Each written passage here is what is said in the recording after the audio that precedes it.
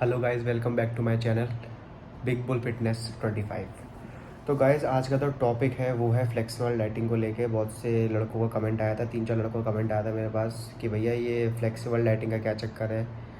तो देखो, मेरे हिसाब से जो मेरी रिसर्च कहती है, जो मैंने आज तक मतलब डाइटिंग वगैरह करी है, उसके हिसाब से जो फ्लेक्सिबल डाइटिंग है उसका मतलब ये होता है कि आपको अपनी मेंटेनेंस कैलोरी से नीचे खाना है खाना।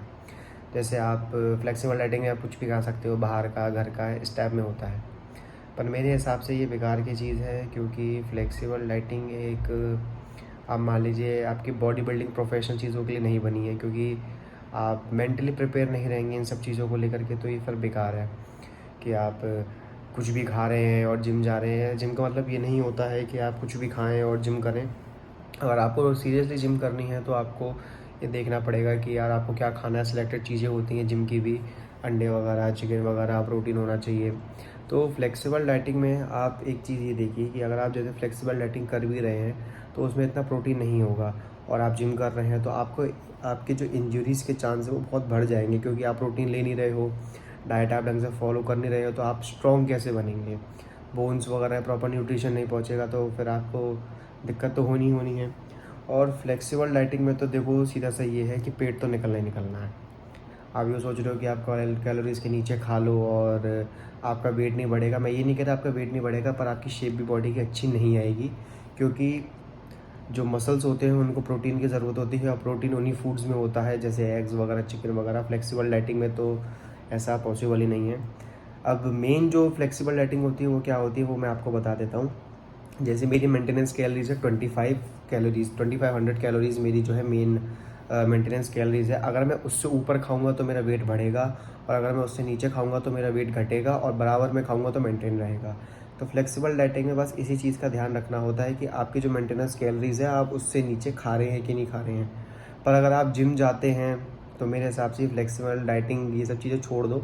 इससे बढ़िया आप 10-15 दिन में एक चीट मील कर लो, वो ज़्यादा सही रहेगा आपके लिए। क्योंकि आप 10 से 15 दिन डाइटिंग कर रहे हो, खाना प्रॉपर डाइट ले रहे हो, फिर आपने एक चीट मील ले ली है, तो अब वो आपके लिए ठीक रहेगा। और मैं ये बता दूँ, चीट मील का मतलब ये नहीं होता है कि आप समोसे खा रहे हो, पिज़्ज़ा खा रहे हो। ये सब चीज़ें नहीं होती है, वो भी आप खा सकते हो, ऐसी बात नहीं है, पर ये सब चीज़ें कम ही खानी चाहिए। पर असलियत में जो आपकी चीट मील का मतलब वो ये होता है कि जैसे आपकी मेंटेनेंस कैलोरीज़ है उसके ऊपर आपको खाना है, ज़्यादा खाना खाना है, उसे बोलते हैं चीट मील।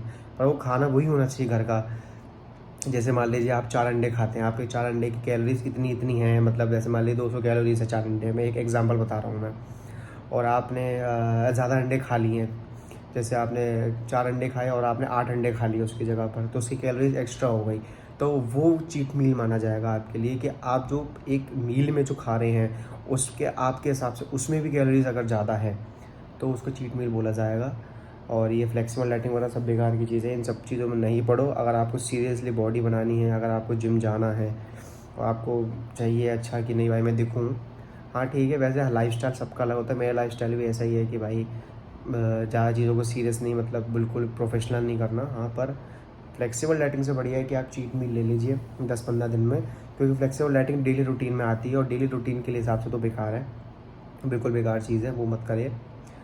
और दूसरी बात ये भी होती है कि यार आपकी शेप पे बहुत असर पड़ सकता है, क्योंकि मैंने भी स्टार्टिंग में फ्लेक्सिबल डाइटिंग का ही चक्कर किया था कि यार कुछ भी खा लो और बॉडी बन जाएगी, बॉडी बन जाएगी। भाई बॉडी में डिफरेंस कभी नहीं आएगा।